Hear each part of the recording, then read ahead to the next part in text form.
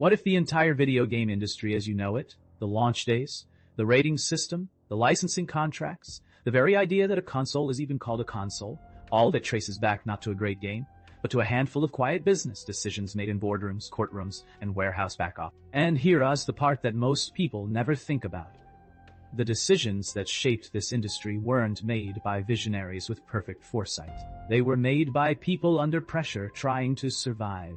By the end of this video, you will see exactly how a fake lawsuit, a plastic robot toy, and a blood code permanently redirected the trajectory of an entire global industry, and how those redirections are still shaping what you play today. But before we get to any of that, we need to go back to a collapse so total, so catastrophic, that it nearly ended the entire concept of the home video game market in North America.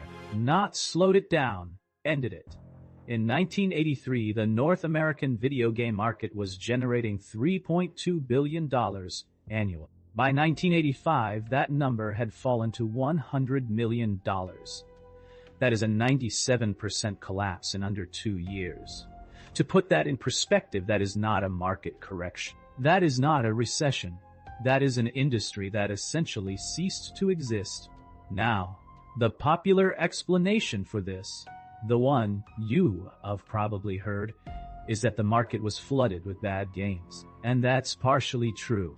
But a Goldman Sachs analyst report from 1983 identified something more precise and more damning. Consumer demand for video games had risen 100% year over year. That's remarkable growth.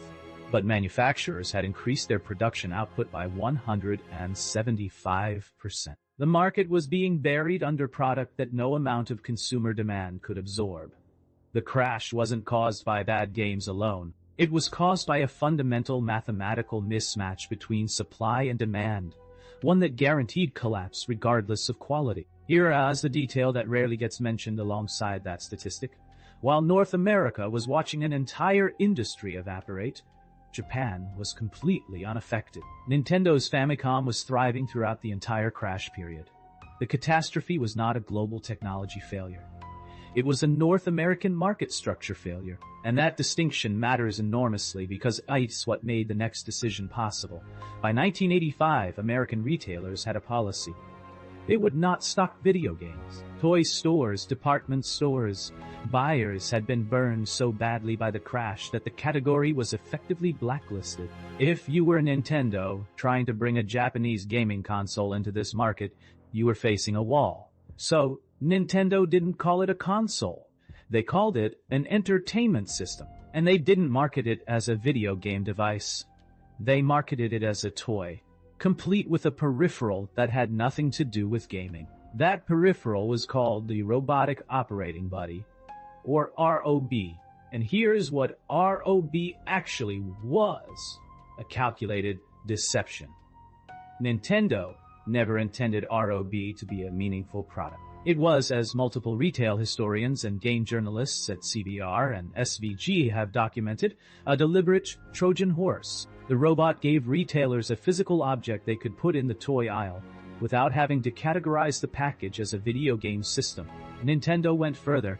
They explicitly avoided the words video game on all packaging and marketing materials. And to remove any financial risk from skeptical retailers, they offered a zero-risk 90-day return policy on unsold units. It worked. The Nintendo Entertainment System entered the American market on the back of a plastic toy that most people never used. The console survived because of what was printed on a box, or more precisely, what wasn't printed on it. But getting into stores was only half the problem. The other half was controlling what happened inside those stores. And the way Nintendo solved that problem created a legal crisis that nobody fully anticipated. The NENs included a hardware component called the 10Ns lockout chip. This was a security chip embedded in every console and every licensed cartridge. If a cartridge didn't contain a licensed chip, the console wouldn't run it.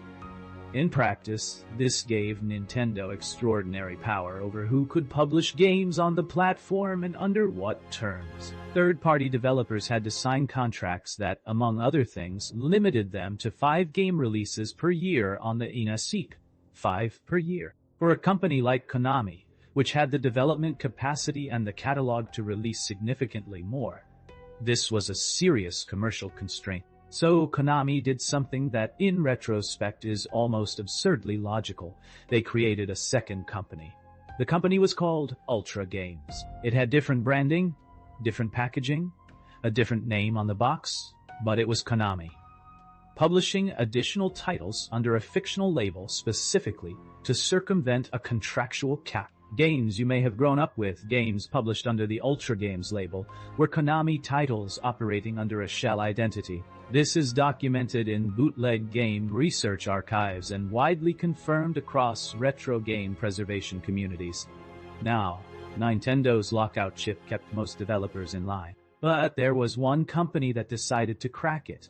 And the method they used is one of the stranger legal stories in the history of the industry. Atari's subsidiary Tengen wanted to publish unlicensed NES games. To do that, they needed to understand the 10NS chip. Normal reverse engineering would have been legally complex. So Tengen's lawyers found a shortcut. They filed an affidavit with the United States Copyright Office in 1988, claiming that Nintendo had already filed a copyright infringement suit against them, which, under copyright law, gave them access to the 10S source code as part of a legal discovery process. The problem is that no such lawsuit existed. Nintendo had not filed suit against Tengen at the time. The affidavit was false. Tengen's lawyers fabricated the existence of a legal case to obtain source code they had no legitimate right to access, as documented in detail by Hackaday and corroborated by multiple retro game legal history sources. This is how Atari's division cracked Nintendo's lockout system, not through engineering brilliance, but through fraud filed with a government agency. Nintendo eventually did sue, and Tengen lost. But what's remarkable about this story isn't just the audacity of the strategy. It's what it tells you about how valuable platform control was in that era. Companies weren't just competing on game quality. They were competing over who got to exist on the platform at all. That dynamic, the idea that a platform holder can define the rules of participation, flows directly from decisions made in 1985 and 1986, and it still defines how app stores, console ecosystems, and digital marketplaces operate today. Now, speaking of platform wars, let's talk about the decision that may have done more long-term damage to Nintendo's brand than any product failure. When Mortal Kombat, the arcade fighting game, famous for its digitized graphics and graphic fatality moves, was ported to home consoles in 1993, Nintendo and Sega made opposite calls. Sega released the Genesis version with the Blood Code, a simple button sequence that unlocked the game's original content, red blood and all. Nintendo's Super Nintendo version had the blood replaced with gray sweat, and the fatalities were altered or removed entirely. The market responded with unusual clarity. According to original shipment figures reported in GamePro in November of 1993, and later cited by Sci-Fi Wire and verified by game historian David L. Craddock in his work Arcade Perfect, the Sega Genesis version outsold the Super Nintendo version 5-1. Not a little better, 5-1, on hardware that was technically less capable than the Super Nintendo. This is one of those moments where a content decision became a branding event. Sega had already been marketing itself as the edgier, more mature alternative to Nintendo with campaigns that were direct and sometimes aggressive. The Mortal Kombat outcome gave that positioning a data point. Consumers had voted with their wallets, and they'd voted for the version of the game that treated them as adults. Nintendo became kiddie. Sega became the console for older players. That perception, that brand stigma, persisted for years and shaped purchasing decisions across an entire console generation. But the story doesn't end in the living room. It went to Washington. The Senate hearings that resulted in the creation of the Entertainment Software Rating Board, commonly known as the ESRB, in 1994, were not simply a response to violent content in video games in the abstract. As documented in the 1993 through 94 United States Senate hearings record, the Mortal Kombat situation was central to the argument. Critics pointed to the fact that the uncensored version of a violent game had dramatically outsold the censored version as evidence that the industry was actively profiting from selling violent content to minors. Nintendo's decision to censor the game had, paradoxically, made the case for regulation stronger, not weaker, because it proved the market existed and that a competitor was willing to serve. The SRB rating system that resulted from those hearings, the ratings you still see on every game box and digital storefront today, is a direct institutional consequence of a content decision made by two competing companies in 1993. One chose to sanitize, one chose not to. And the collision between those two choices triggered federal attention that reshaped the entire industry's relationship with content regulation. Now, while Nintendo and Sega were redefining console identity through blood and courtroom drama, something else was happening in the PC space that almost nobody expected, including the people involved. In the early 1990s, ID Software released Doom as shareware. The first episode free, distributed digitally, and through physical diskette copying, with full episodes available for purchase. The strategy worked beyond any reasonable projection, but there was a dimension to Doom's distribution that John Romero revealed publicly at a gaming event, and which was subsequently reported by Tweaktown, PC Gamer, and Exerto, among others. id Software knew that Doom was being copied and sold illicitly by distributors in Taiwan. Rather than pursuing legal action, they contacted those distributors directly and offered them a deal: $1 per copy for official empty Doom boxes. Boxes containing legitimate contact information so that customers who bought the pirated copies could eventually order the full registered version. id Software turned a piracy operation into an unofficial distribution channel. This is not how intellectual property enforcement is supposed to work, but it reflected a philosophy that ID Software held more broadly. Reach matters. Getting the game in front of people, any version of it, anyway, was worth more than protecting every individual sale.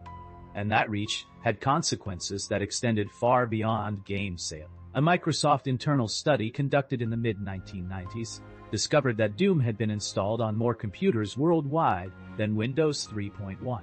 That finding reached Bill Gates. According to reporting by PC Gamer, citing interviews with John Carmack and corroborated by the Doom Wiki and TechRadar, Gates briefly considered acquiring ID Software outright in response to this discovery. He didn't. But what Microsoft did instead is arguably more significant to the long-term history of technology.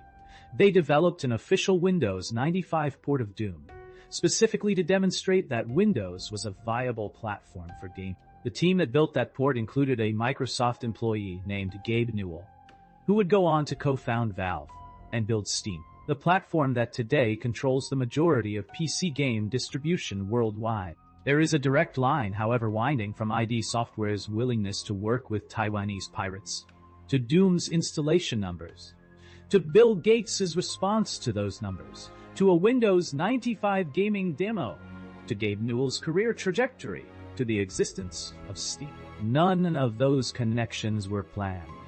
All of them were consequential, and that brings us to one final decision, one that seems almost trivially small compared to legal battles and antitrust hearings and billion-dollar acquisitions, but which changed something fundamental about how the entire entertainment industry operates. Before November of 1997, video games did not have launch days. They were distributed the way physical toys were distributed, shipped to retailers gradually over days or weeks, appearing on shelves when they arrived, with no coordinated moment of release. There was no day one. There was just whenever the copies showed up. Sega changed that with Sonic the Hedgehog 2, documented by Time Extension, Retronauts, and multiple retro game historians. Sega coordinated a single simultaneous global release date for the game, dubbed Sonic Tuesday, referring to the Tuesday release date, and marketed the launch as a cultural event. It was the first time a video game release was treated as a moment, something that happens at a specific time, that you could anticipate, that you could be part of. The concept of the launch day, the idea that a product appears to the world at a single coordinated instant, Creating shared anticipation and collective experience is now fundamental to how games, films, streaming series, and virtually every other entertainment product is released. It was invented not by a film studio, not by a record label, but by a video game company trying to sell a sequel on a Tuesday in November of 1992. The through line of all of this is the same. The crashes, the robots, the lockout chips, the blood codes, the piracy deals, the launch days. None of these were grand strategic visions executed by people who knew what they were building.